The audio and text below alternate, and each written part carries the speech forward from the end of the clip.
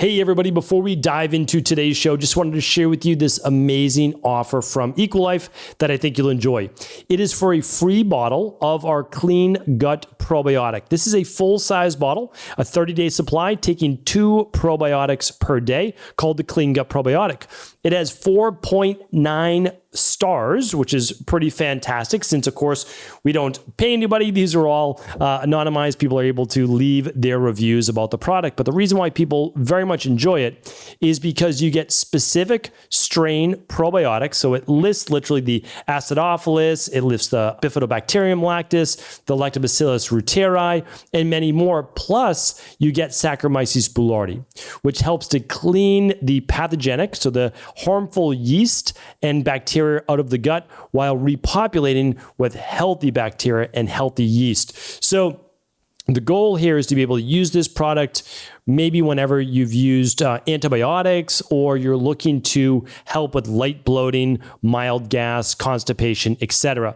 And right now, it's completely free on all qualifying orders by going to stevencabral.com/shop. Now, enjoy the show.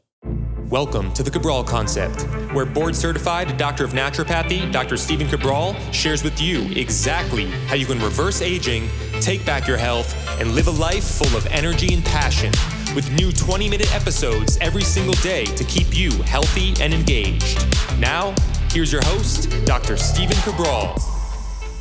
All right, everybody, we are back with the weekend edition of the Cabral Concept. So glad you're joining me here today. I hope that today's Q&A will be helpful for you. Of course, every single weekend, Saturdays and Sundays, we go through these Cabral House Calls where we answer questions that have ailed them or they've been worrying about over maybe the past couple of weeks that they've written into the show. So all the questions are answered in the order that they are received. And right now, we're looking at a Q&A from about, let's say, about 8 weeks ago. So if you've written in previous to 8 weeks, your question has already been answered, and you can find it at stevencabral.com/podcast. You can simply use that search box. All right, for everybody else, we're getting to your questions. Of course, they're always answered in the order that they come in. But if you have same-day questions, of course, if it's a customer service question, you can always email support@equi.life. But if you want answers to your health questions, or you just have trouble finding a particular podcast, please do write in for same-day answers at cabralsupportgroup.com. Takes you to our private free Facebook group. There's over 25,000 people there from around the world.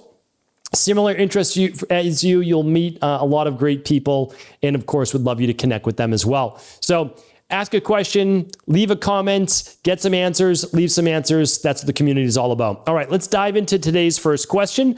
And let's see, all things wellness, weight loss, weight gain, anti-aging, longevity, you name it. That is what we're here to help. Of course, can't share any medical advice, medical treatment plans, medical cures, or medical diagnosis. But you know that by now. We're here to provide you health-based education, empower you to be able to change your health, body, and mind. All right, first questions from Shelly. This was actually, my team made a note of this. My team's absolutely amazing. Again, you don't get to meet the almost 100 people behind the scenes that make all of this happen, whether it's with the Integrative Health Practitioner Institute, whether it's with Equilife, or whether it's with my Stephen Cabral team. They are hard at work working to serve you. I mean, they really are. They're amazing, amazing people. So they let me know that I missed a question last week. So Shelly, we apologize about doing that, but my team is on it. They put it back in for this week. Shelly wrote in and said, "Hello, could you explain the long-term effects of using Benadryl, especially with the gut? I've been using this for so many years due to sleep issues, which I believe is due to histamine issues." All right. So Shelly, I totally get it. I understand. You know, I'm not always sharing my story, but all of my teenage years, I was on Benadryl at night to go to sleep, and I was on Sudafed during the day to wake up and get rid of my allergies. So that's literally how I live my life. Benadryl asleep, Sudafed to wake up, and then I would also use things like Prilosec for my acid reflux. I mean, none of this is normal as a teenager, right? But these are all the medications I was using. I was using amoxicillin every single day. So I get it. I understand where you're coming from. And I even used Benadryl into my 20s to sleep in college. And of course, I had very bad allergies as well. Mast cell activation syndrome, mastocytosis. And yeah, it wasn't good. So I totally get it. I understand where you're coming from. And then during my worst allergy season, which is the spring, I would actually be using This is no exaggeration, and I don't recommend anyone ever do this, and it didn't even really touch my allergies because back then I didn't even understand allergies really. I always thought that it's just a histamine issue. Well, I was taking 2 Benadryl, 50 milligrams 6 times a day. You're not supposed to take that much, but they would barely touch my allergies, and that's because I had what's called a leukotriene-based allergy, a little bit different. Still produced lots of histamines, but when it was peak allergy season, actually I had leukotriene-based issues. That's when I started to understand the connection between gut and allergies and histamines. I fixed my gut, my allergies went away. It's pretty amazing, right? Didn't happen overnight, but it did happen. So long-term effects of Benadryl. All right. So Benadryl is an H1 blocker, essentially a histamine blocker, receptor blocker, but it actually affects the body in many ways. So in the gut, it can lead to constipation. It can lead to restriction of the bladder, so like not emptying, being able to fully empty your bladder. It can lead to dry mouth. It can lead to vaginal-based dryness. I know this isn't all gut-based issues. And long-term, it can lead to severe mental health-based issues, sometimes with anxiety, and also leading to imbalances with dementia and potentially Alzheimer's. I'm not saying, Shelly, of course, that you're going to get that. Not saying that by any stretch of the imagination, but just do keep that in mind. Again, I can't give you any medical advice, but fix the gut. So run at least the starter kit, or ideally the big 3, which is all gut-based testing. And then probably you'll be doing the CBO protocol with the citracetyl drops, the CBO finisher to heal and seal the gut, most likely a lower histamine diet in the beginning.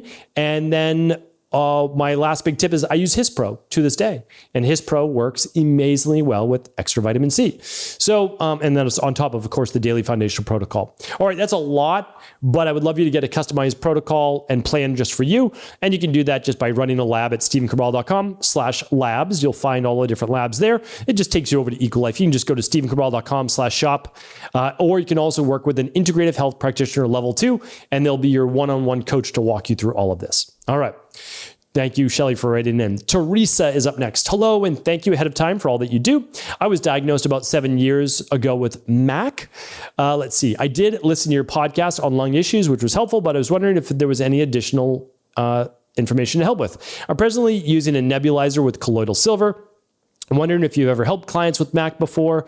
I do not want to do the antibiotic protocol that they have for 15 months with 3 high-powered antibiotics. The bacteria in my lungs has grown in the past 3 years. I work part-time, male, 69 years old. I'm assuming male, it just says M. Take a low dose of Lisinopril for blood pressure as well. I'm 65, 5'10", work part-time in my gardening business, but tired and wear out faster than I would like. Yes. So yeah, it's a type of bacteria that is essentially it's an infection that is built up in the lungs. It's escaping me right now. Short word A in the second one, for the lungs. So basically a bacterial infection in the lungs. Have worked with this many years ago in the past. This is not something that I see specifically in my practice. This is an active infection. I do recommend that you either go the natural route to try to clear this up as quickly as possible, or that you do go with the conventional medicine route. And if you do, of course, I'd be using after you're done with the antibiotics, the gut CBO protocol with the CBO finisher. And while you're using the antibiotics, the CBO, it's called the clean gut probiotic and the healthy gut support to keep your gut lining healthy. So the nebulizer with the colloidal silver is one thing that some people do. The nebulizer with N-acetylcysteine, NAC, is another that people do, as well as using a full immunity protocol. Now that's vitamin D, it's balanced zinc, it's vitamin C, vitamin D, balanced zinc, but also much stronger herbs. And those stronger herbs are typically oregano oil and a product called sinus support. Now, I know it just says sinuses, but it's actually licorice root, internal N-acetylcysteine, and others as well. So that's typically where we start with and citracetyl drops if you'd like to. And that's just for 3 weeks, the citracetyl drops. The oregano drops might be for 6 to 8 weeks. You can also use a echinacea, and that can be powerful for the immune system. Some people use cat's claw, but I definitely recommend, again, that licorice root and N-acetylcysteine that is in the sinus support as well. So again, that's not medical advice. If this is worsening, I do recommend, of course, that you work with a medical doctor to make sure that this bacteria is kept in check, because it can affect the inflammation in the lungs and cause damage as well. So my best to you, and let's make sure that we get this taken care of, whether it's, I think it might be Terese Okay. So appreciate you writing in. Iffy is up next, IFY. Hello, Dr. Cabral. Thank you for everything you do. I wish I had submitted this question when I first found you, but I'm okay with the wait. I've had hyperthyroidism for a number of years now, and I've had scans confirming it is caused by Graves' disease. After being on tapazole for 2 years, in a bit, I was advised to take radioactive iodine, but decided that wasn't for me, and I ended up taking herbal teas to mitigate my symptoms. I had decided I wasn't damaging my liver anymore and got off my drugs. Since then, my symptoms have been non-existent. Resting heart rate averaging 80 to 90, no sweating or shaking or any expected symptoms. My new endocrinologist says I'm still hyperthyroid with THS at, and I'm assuming that just means your TSH, apologies, instead of THS, at 0.01, free T3 at 7.1, and free T4 at 21. We want to try for a baby soon, so any function advice would be great. Okay, so we look at Graves'-based disease, so that's what hyperthyroidism is, and we're careful to use a lot of the nutrients that we might give other individuals. So for example, we're not using a lot of tyrosine. We're not using a lot of iodine. We're not using a lot of selenium. These things can exaggerate if someone's already in an imbalanced state.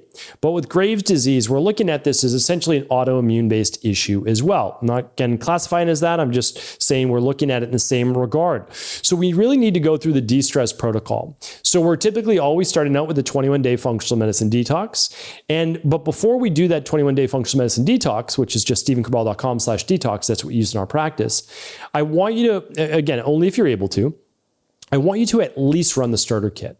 So I want you to at least look at heavy metals and imbalances with the gut, as well as imbalances in the mitochondria, the energy, low vitamins, low minerals in the body.